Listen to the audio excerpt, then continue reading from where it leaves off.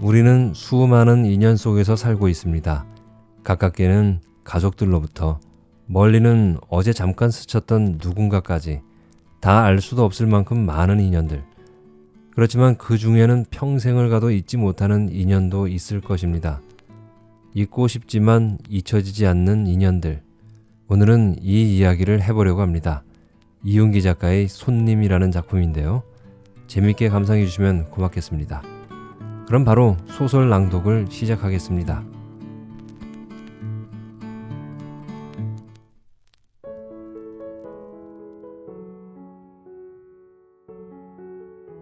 손님. 이윤기. 해가 초겨울 추위에 오그라들어 오후는 잿빛이었다. 바위 위에는 우는 갈매기도 있었고 날아가 버리는 갈매기도 있었다. 산등이 뚝 잘라지고 막 바다가 시작되는 언덕에 아이가 서 있었다. 아이는 횡대지어 오는 백마무리 같은 파도의 마루를 내려다보고 있었다.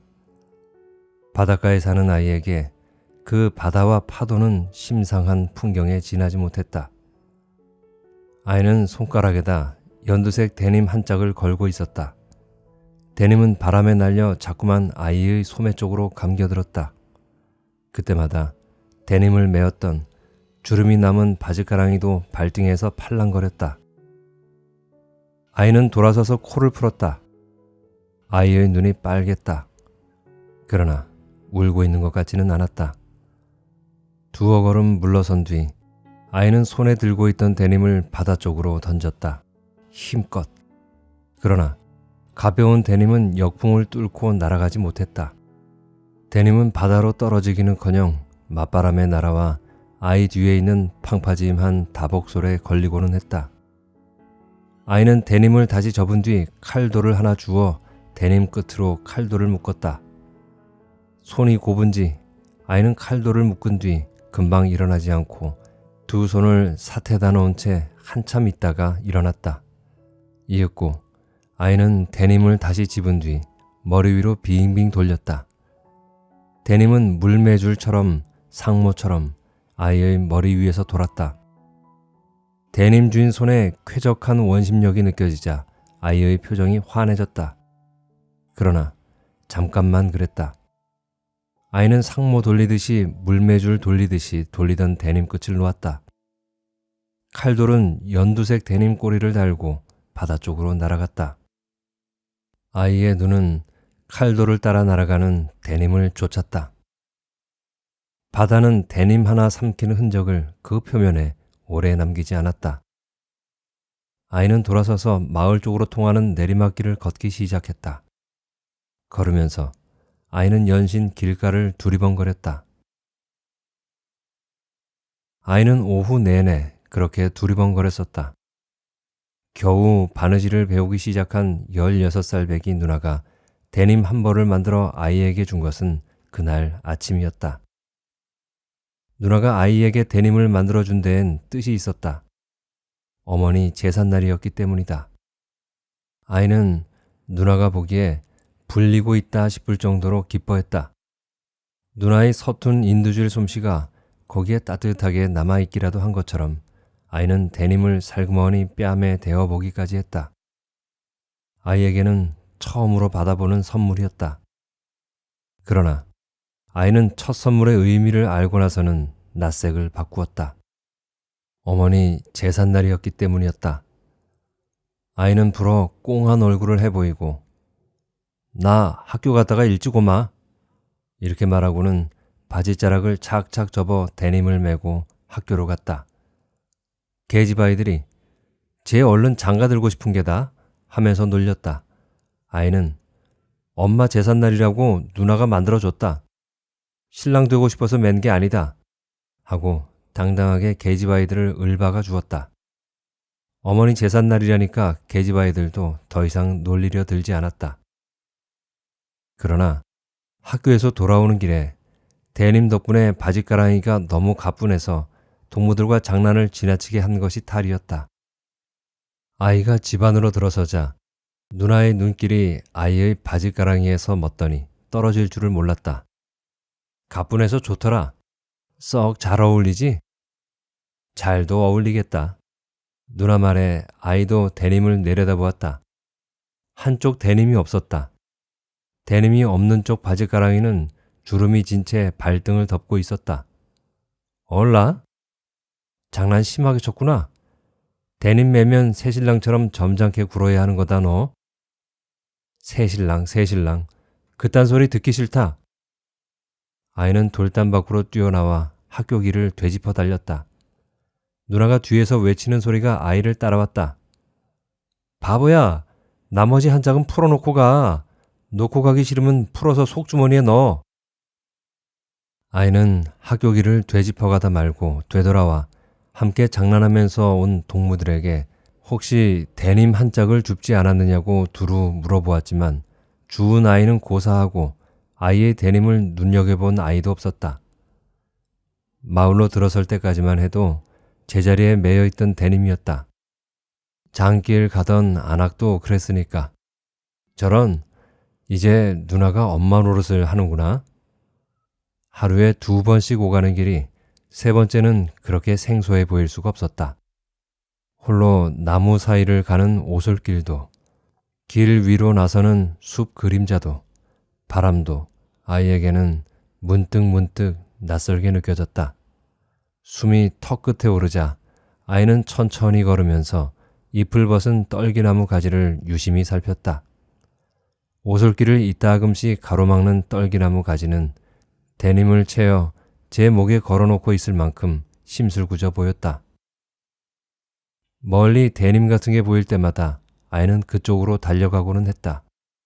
그러나 번번이 그것은 바람에 날려와 걸린 빛바랜 천조각 아니면 겨울에도 죽지 않은 춘난 잎이기가 일쑤였다.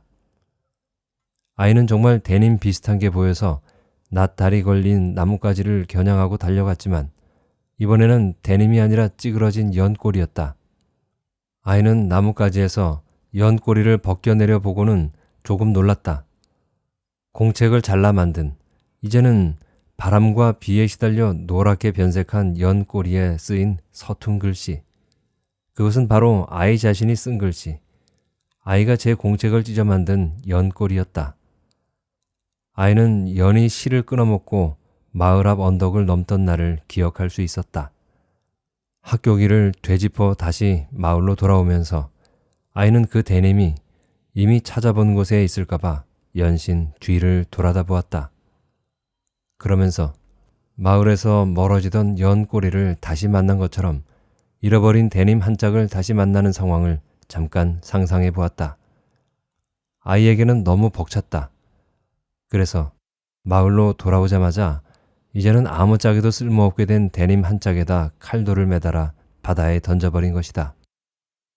그래서 돌멩이 하나 바다에 던진 것으로 치고 데님은 잊어버리기로 한 것이다.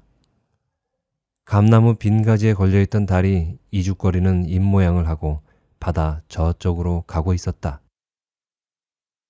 누나는 집에 없었다. 아이는 누나가 집에 없는 것을 다행으로 여겼다.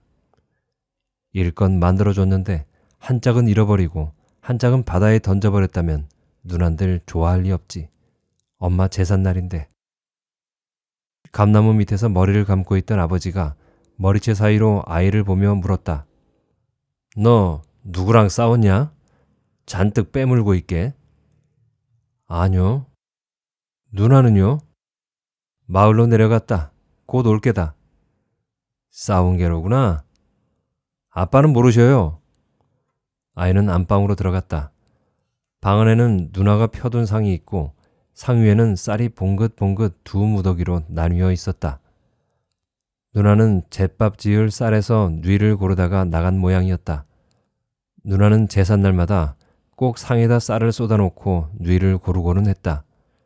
아이는 아랫목에 들어 누워 천장을 올려다보았다. 방의 네 벽이 빙글빙글 도는 것 같았다. 바닷바람에 발갛게 얼었던 살이 저리해져 왔다. 반침 위로 제상 차릴 때 입으려고 곱게 다려놓은 누나의 치마 저고리가 보였다. 아이는 누나 저고리의 옷걸음이 데님으로 보여서 그만 눈을 감아버렸다. 그때 누나의 타박거리는 발자국 소리가 들려왔다. 발자국 소리는 대돌 앞에서 멎었다. 너 방에 있니? 있구나. 누나의 목소리에서 기름이 자르르 흘러내릴 것 같았다. 누나에게 아이를 기쁘게 해줄 만한 일이 있을 때마다 누나의 목소리에서는 기름이 흐르고는 했다. 자니? 자는 척하니? 둘 다 아니야. 이리 나와봐. 나 좋은 거 가져왔다. 안 볼래? 다 귀찮아. 나 졸리는걸. 밤중에 일어나야 하잖아. 제삿날이니까. 나와 보라니까 그러넨. 쟨. 누나가 누나답지 않게 억지를 부릴 때면 아이에게는 꼭 좋은 일이 생기고는 했다. 아이는 그걸 알면서도 그때마다 번번이 꾸물거리고는 했다. 아이는 눈을 비비며 문을 열었다. 누나가 왜 눈이 빨갛게 되었느냐고 물으면 비벼서 그렇다고 대답할 참이었다. 그런데 데님 한 짝을 들고 있는 것이 아닌가. 누나는 데님을 흔들면서 웃었다. 아이가 그 데님이 어느 쪽 데님인가를 알아내기까지는 약간의 시간이 필요했다. 잃어버렸던 놈일까? 바다에 던져버렸던 놈일까? 개울에서 놀았다면서? 거기에서 잃어버렸다고 생각하지 않니? 뱀인 줄 알았다. 그치만 나도 바보야. 이 추운데 뱀이 어딨니? 아이는 신발을 꿰어 신고 데님을 빼앗듯이 받아든 다음 집을 나왔다. 그리고는 해 있을 때 다녀왔던 그 바닷가 언덕으로 달렸다. 언덕에서 바다로 던져버렸던 그 데님이 해초처럼 바위 틈으로 밀려와 있기를 간절히 바라면서. 그러나 언덕 아래에서는 무겁고 빈 파도가 부서지고 있을 뿐이었다. 아이는 데님 끝에다 칼돌 달았던 것을 잠깐 잊었던 것이다. 이상하다. 참 이상하다. 아이에게는 참 이상했다. 데님 한 짝을 잃었을 때보다, 그래서 아무 쓸모가 없어진 한 짝을 바다에 버렸을 때보다 처음 잃었던 한 짝을 다시 찾았을 때가 왜 그렇게 허전한지 그 까닭을 알 수 없었다. 차라리, 아이가 차라리라는 낱말을 쓴 것은 이때가 처음이었는지도 모른다. 차라리 누나는 찾아다 주지 말지. 누나 때문에 나는 망했다. 아이가 차라리라는 말을 쓰는 것은 심상치 않다. 어린 것이 한 곳을 오래 바라보고 있는 것도 벌써 심상치 않은 사태다. 아이들은 가을 바닷가라면 꽃게나 조개를 잡으며 놀기에 좋은 곳이었지만 꽃게도 없고 조개도 없는 겨울 바닷가는 너무 추웠다. 그런데도 아이는 한참이나 바닷가의 그 심상한 풍경 앞에 서 있었다. 마을 위에서 서성거리던 그날의 저녁 연기가 산중턱에 걸렸다가 어둠이 되어 다시 마을로 내려오고 있을 무렵이었다. 아이와 누나, 그리고 아버지, 이렇게 세 식구가 사는 외딴 집에 한 손님이 황혼에 묻어 들어왔다. 업은 아기와 머리에 인 보따리를 합하면 제 몸보다 더 큰 도붓장수였다. 도붓장수가 나이 어린 처녀에게 빈방이 있다지요? 하고 공된 말로 물을 동안 등에 업힌 아기는 뺨에다 보리 튀김 과자 부스러기를 묻힌 채 방긋 웃었다. 마을을 다니다 그만 해를 앞세우고만 비단장수였다. 어둠에 쫓기는 도붓장수들은 자주 그 집을 찾고는 했다. 식구가 단촐해서 늘 빈방이 있는 데다가 집이 외딴 집이어서 주인이 나그네 끓는 걸 싫어하지 않기 때문이었다. 비단인가 봐요. 누나가 이렇게 말하면서 발돋움을 하고 보따리를 건드려 보았다. 보따리가 금방이라도 아기 머리 위로 쏟아져 내릴 것만 같았다. 누나는 보따리를 마루에 내리는 비단 장수를 도왔다. 참 잘 오셨어요.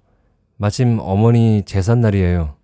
손이 모자라서 걱정했는데 좀 도와주실 수 있지요?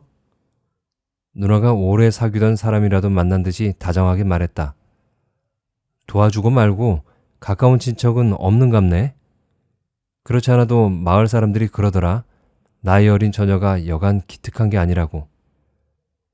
비단장수는 고개를 좌우로 돌려 보따리에 눌려 굳어진 목을 풀었다. 그러면서 한꺼번에 집안의 사정을 다 구경해버리는 일에 그 비단 장수는 익어 있는 것 같았다. 비단이죠?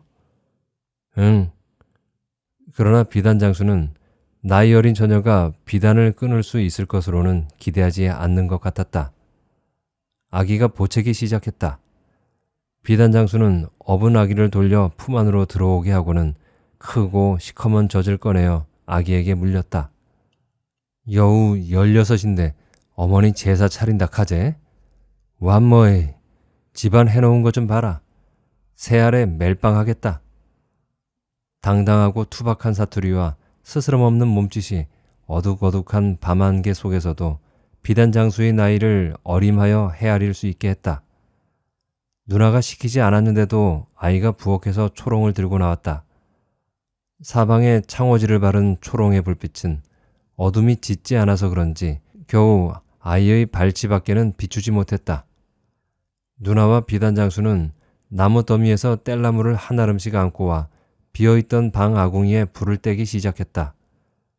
처마 밑이 밝아지면서 누나와 비단 장수가 환한 얼굴을 마주하고 웃는 모습이 드러났다. 아이는 거기에는 끼지 않고 뾰족한 나무꼬챙이로 호롱의 심지를 돋우고 있었다.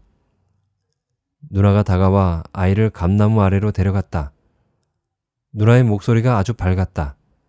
아궁이 불빛은 감나무 아래까지는 닿지 않았다. 예, 비단 장수래. 대님 감쯤은 문제없이 얻을 수 있을 거다. 대님 같은 거 이제 싫다. 이번에는 한꺼번에 2벌 만들어주마. 비단 장수에게는 그런 조각청 많아 너. 누나가 다시 아궁이 쪽으로 다가가 비단 장수에게 수작을 걸었다. 비단뿐이에요? 아니다. 양단, 공단, 비로도, 유똥도 있다. 와, 처자도 한감 한락하나? 아니요. 하도 무겁길래요. 무겁지. 나락철에는 나락도 받고 보리철에는 보리도 받으니까 이놈의 장사는 어떻게 된 셈인지 팔면 팔수록 보따리가 무거워진다. 짱배기가 벗겨지도록 해봐야 입에 풀칠. 짱배기가 성하면 빚이 늘고. 객식구가 들 때마다 방 소재도 하고 군불도 떼어주던 아버지가 그날은 웬일인지 방에서 한 번도 나오지 않았다. 어머니 제삿날이어서 그런지 아버지의 마른 기침이 유난히 잦았다. 아버지, 오냐? 누나가 물 묻은 손으로 문고리를 달그락거리며 불렀을 때야 아버지의 어두운 목소리가 비로소 방 안에서 새어나왔다. 왜 불을 안 켜시고? 나 누워있다. 비단 장수래요. 아기가 어려요. 그래서 옆방에다 불을 떼고 있어요. 오냐? 잘했구나. 아버지는 그래도 문을 열지 않았다. 어디 편찮으셔요? 아니다. 욕심을 내어 머리를 감았더니 한기가 좀 들 뿐이다. 아버지도 물 데워달라시지요. 대단찮다. 빨랫줄은 걷었지?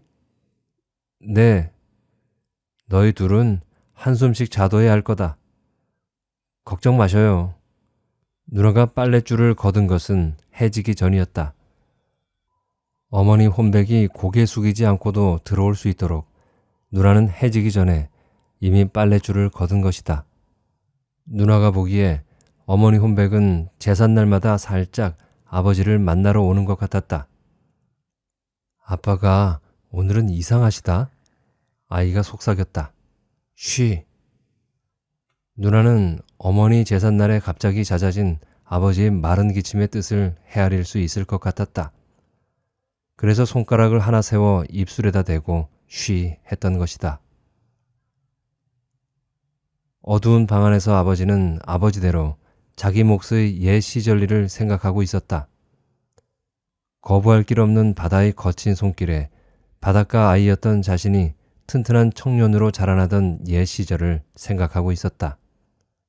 그 시절 청년은 바다가 길러준 그 강인한 몸으로 농부들이 땅을 그렇게 하듯이 공포와 신비로 가득한 파도의 일항을 갈고 그 품 안에서 그만큼의 땀을 흘리며 살진 양식을 수확했다.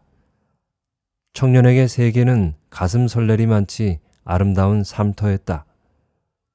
고기잡이 배를 따라 나갔다가 며칠 만에 한 번씩 마을로 돌아오면 청년은 처녀의 집에서 환대를 받았다.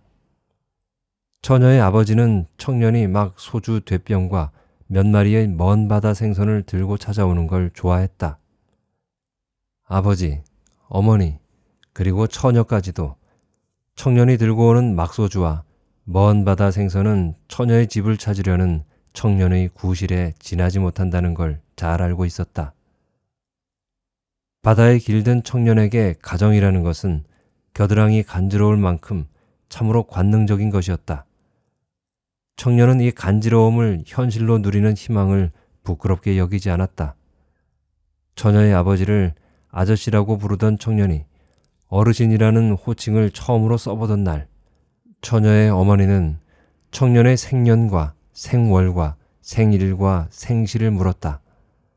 처녀 아버지가 돌아가는 청년을 멀리 배웅하면서 청년의 가슴에 든 것, 머리에 든 것, 손아귀에 든 것을 엿보려고 한 것도 그날이었고, 청년이 한 해만 더 벌면 선주에게 빌붙지 않아도 조그만 배나마 한 척 장만할 수 있다고 겸손하게 그러나 당당하게 말한 것도 그날이었다. 처녀의 집을 나올 때 초롱에 불을 달여 아무 말 없이 아버지에게 건네준 것은 바로 처녀였다. 청년에게 처녀 아버지의 말이 다 들리지 않았던 것은 다소곳이 돌아서던 처녀의 뒷모습을 생각하고 있었기 때문이었다. 청년과 처녀는 서로 알게 된 지 오래였다. 하지만 서로 말을 주고받지 않게 된 지도 벌써 오래되었다.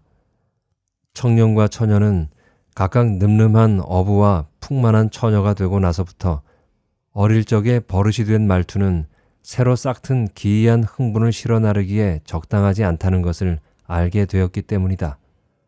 그것을 알기까지 청년과 처녀는 말놀이를 말싸움으로 끝내고 돌아서면서도 그 까닭을 몰랐던 것이다.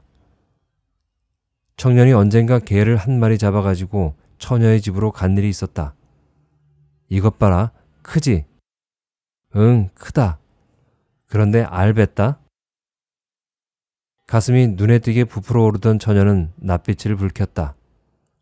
크기는 크다. 어떻게 잡았는데? 총 놔서 잡았지? 이제는 놀리기까지 하네? 처녀의 부모와 청년 사이에 심상치 않은 침묵이 흐르기 시작한 뒤부터는 청년이 그 집에 나타나도 처녀는 방에서 나오지 않았다. 그래서 청년은 마음을 바쁘게 먹지 않았다. 그 방문이 오래지 않아 열렸다가는 다시 닫히고 오래 그리워하던 처녀의 가슴과 현실이 자기 몫으로 돌아올 날이 오고 만다는 것을 의심하지 않았기 때문이다. 처녀는 청년에게 받아와도 바꿀 수 없는 단 하나의 진실이었으며 미래의 행복에 대한 약속이었다. 먼 백길을 떠나야 하는 날이 가까워지자 청년은 처녀의 부모에게 말매듭을 지어주십사고 오래 미루어오던 청을 넣었다. 처녀 부모의 침묵은 그날따라 길기도 했다. 말이 다 된 것으로 알고 다녀오게. 이렇게 말뚝박듯이 말한 것은 아버지였고 걔 생각도 들어봐야지요. 한 것은 어머니였다. 눈치를 하루 이틀 봤나. 척하면 삼척이고 탁하면 목탁이지. 저것이 엉큼한 것이요. 자네를 닮아서. 젊은 사람 앞에 놓고 무신짓고 엉큼하든 달콤하든. 허허, 물어보나 마나요. 염소 물똥 싸는 거 봤는가? 이 양반의 시방? 두 늙은이는 잠깐 거드름을 생략하고 쑥스러운 것을 감추려고 토닥거렸다. 장인 자리가 어린아이처럼 웃자 장모 자리는 늙은 서방의 허벅지를 꼬집기도 했다.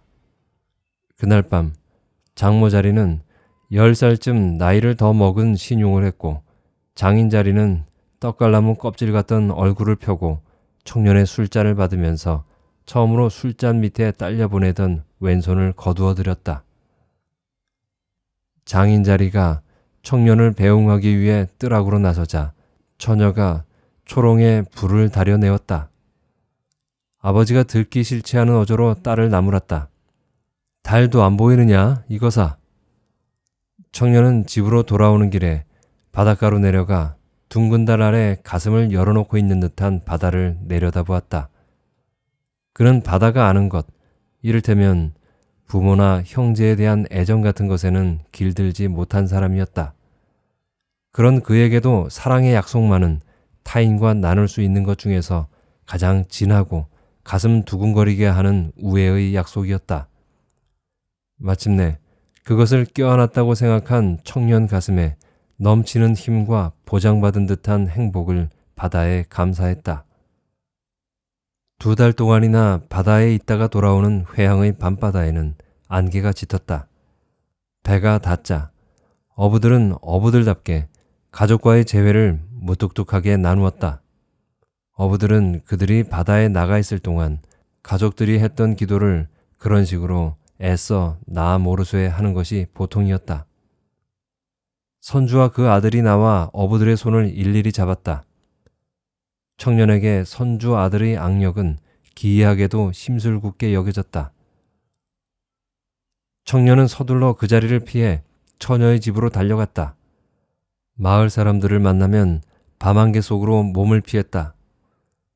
그는 처녀와 처녀 가족과의 재회를 오붓하게 누리고 싶었다. 그러나 처녀의 방에는 불이 없었다.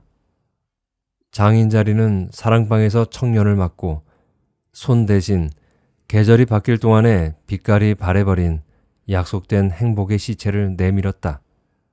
반갑기는 한 해만. 장인 자리의 입냄새 묻은 담배 연기가 청년의 가슴에 그을음 자국을 남기는 것 같았다. 오는 길에 아무도 안 만났는가? 아무 말도 못 들었는가? 청년은 숨을 멈추었다. 그때까지 겪은 어떤 파도보다도 더 거센 파도의 전조를 읽었던 것이다. 그러나 바닷사람이 된 청년은 그런 것에도 길들어 있었다. 나야 약속을 가볍게 여기는 사람이 아니네만 여자들 약속은 무겁지 못한 법이네. 청년은 가만히 문을 열고 처녀의 방문을 내다보았다. 처녀의 방에는 불이 없었다. 파도에 지친 무기력한 50대는 선주의 아들에게 딸을 팔고 바다에서 희생되는 어부의 명단에서 제 이름을 지운 것이다.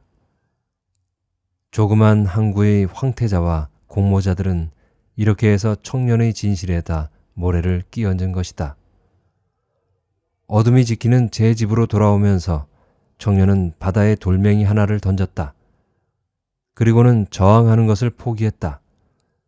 청년이 조그만 전마선 한 척을 밤바다에 띄운 것은 며칠 뒤의 일이다. 소박한 사랑의 약속을 빼앗긴 이 절망한 청년의 발밑에서 바다가 전마선을 저어주었다. 물풀의 씨앗처럼 청년은 이렇게 그 마을을 떠났다. 슬픔을 잊으려고 청년은 만나는 섬과 별의 이름을 외웠다. 물풀의 씨앗이 다른 물가에서 뿌리를 내리듯이 청년도 다른 해변에서 생활을 꾸몄다. 그리고는 가슴에 둥짙은 정막을 신경통과 함께 다독거리며 나이를 먹었다. 아내를 얻고 생활을 마련했으나 그의 사랑은 본능의 나무에서는 꽃을 피워주지 않았다. 아내가 딸과 아들을 차례로 낳아주고 죽었으나 그는 아내 몫으로 바다에 돌을 던진 적은 없었다. 아내의 제삿날은 아무 일 없이 여러 차례 계속되었다. 어허, 그 처녀가, 손주 아들의 첩이 되었던 그 처녀가 뜨내기 비단장수로 늙은 채 어둠에 쫓겨 이제는 중늙은이가 된 옛날의 그 청년 앞에 나타난 것이다.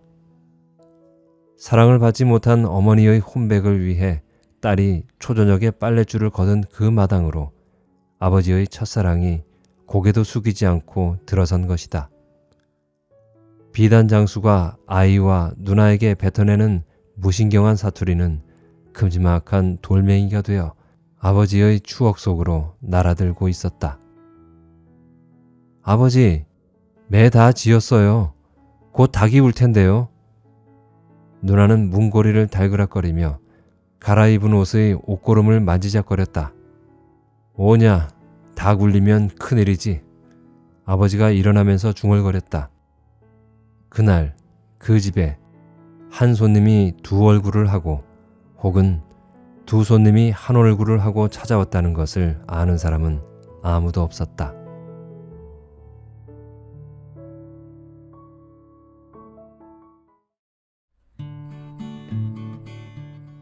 사람의 인연이라는 게 참 얄궂다는 생각이 드는군요. 그렇게 틀어진 인연이었지만 다시 이런 식으로 만날 운명이었던 걸까요?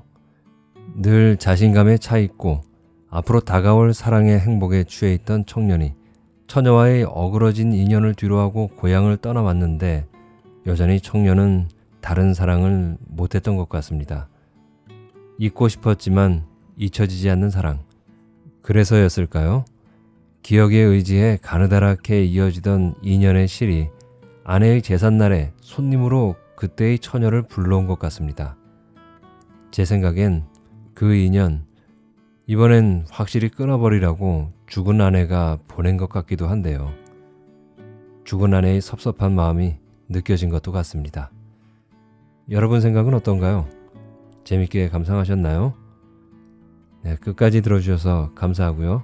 지금까지 이윤기 작가의 손님을 읽어드렸습니다. 다음에 뵐 때까지 건강하시고 행복하세요.